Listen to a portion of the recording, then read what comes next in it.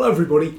In today's lesson I'm going to teach you to play Stuck in the Middle with You, written by Gerry, Rafferty and Joe Egan and made famous by their band Steelers Wheels. It's a great song to play, it's really catchy, it's fairly easy but it's got just enough variation in it to keep it interesting. And you can play it with a few simple chords. So the chords you'll need are D major, G major, A major, C major, G7 and A minor 7. Let's start by looking at the verse. The verse starts with the chord of D major. Well, I don't know why I came here tonight. I get the feeling that something ain't right. We then go to G major. I'm so scared in case I fall off my chair.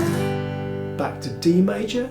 And I'm wondering how I get down the stairs. And then to A major. Clowns to the left of me. Then C major. Jokers to the, and then G major. Right, here I, and then back to D major. I'm stuck in the middle with you. Stuck in the middle with you. Okay, let's look at the chorus next. The chorus starts with a G7. Well, you started out with nothing, now you're proud that you're a self-made. Then it goes to D major. Man. It goes back to G7. And your friends will come a-crawling and slap you on the back and say, and then to D major, and there's a stop at this point. Please. So you just play one downstroke on that D major. Then we go to A minor 7, and again there's a stop, just one downstroke. Please. You go back to D major again. Stay on your D major. And then you're into another verse. When you get to that A minor 7th in the chorus, there are a couple of ways you can play it. Now the easiest way is like this, down here. Now that's similar to a regular A minor. The only difference is that in a regular A minor you put your ring finger on the 3rd string 2nd fret. And for an A minor 7th you leave that 3rd string open. The 3rd string is the G string, so open, of course it's the note of G, which is the 7th note in an A minor chord, hence this is A minor 7. So that's the easiest way to play A minor 7.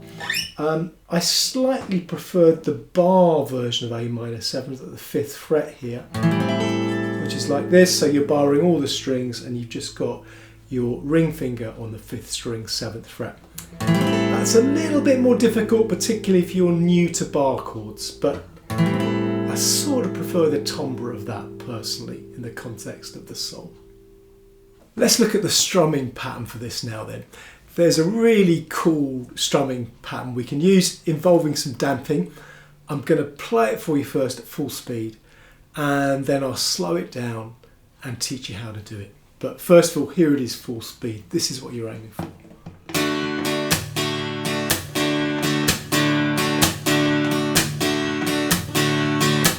Well, I don't know why I came here tonight. I get the feeling that something ain't right. I'm so scared in case I fall out my chair. And I'm wondering how I get down the stairs. Okay, let me slow that down and show you how to play it. So the strumming pattern there then, slowed down, is like this.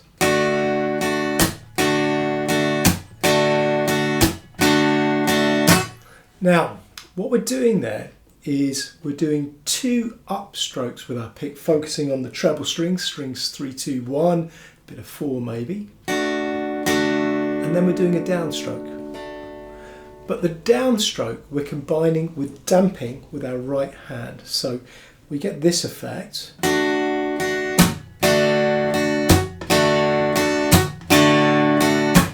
So That damping, if you're not familiar with the technique, what you're doing is you're bringing this part of your right hand here, and you're bringing that down with your downstroke of the pick, and you're placing that part of your hand just on the strings, just this side of the bridge, and that's having the effect of damping the strings, like that. That's what we're doing. So we're going 2 upstrokes without damping, and then a downstroke damping, and then speed that up and you have this.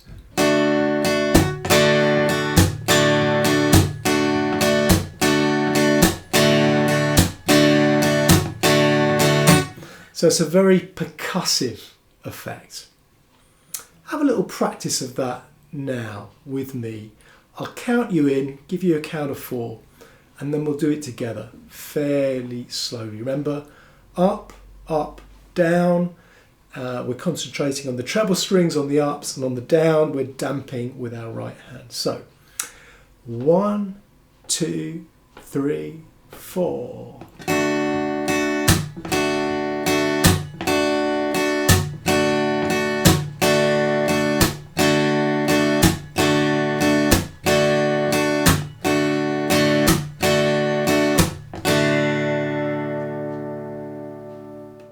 If you're interested in the timing of that strumming pattern, it's like this. And 1 and 2 and 3 and 4. And 1 and 2 and 3 and 4. And 1 and 2 and 3 and 4. And 1 and 2 and 3 and 4. Now the interesting thing there is, you may have noticed, the downstrokes, those damped downstrokes, are on the 2nd beat and the 4th beat of the bar, which is where the snare drum would usually play in a rock band. And that's what's giving the strumming that fantastic syncopated feel. And it means that if you want to play this number on your own, just on an acoustic guitar, it's going to work really well, and you'll get that rhythmic feel because of that strumming pattern and that syncopation, playing those very percussive downbeats on the 2nd and the 4th beat of the bar. There are a couple of little nuances in that strumming pattern that I'll tell you about in a moment. Just before I do that, if you haven't already subscribed to the channel, please do subscribe and also press the like button. If you subscribe, that means that you'll be notified of future videos as I release them. So it's a good idea to subscribe, and obviously also helps me to grow the channel. That strumming pattern you can use throughout the whole song. The nuances though come in the chorus, where there are a couple of stops. So let me play you through that chorus and I'll show you where the stops are. Well, you started out with nothing, now you're proud that you're a self-made man. And your friends all come a crawling and slap you on the back and say. And then we get to the D major, where there's a stop. Please. So that's 1 downstroke, you can just let it ring. And then we get to the A minor 7 and we do the same thing there. 1 downstroke, let it ring. Please. And then you're off on the rest of the song.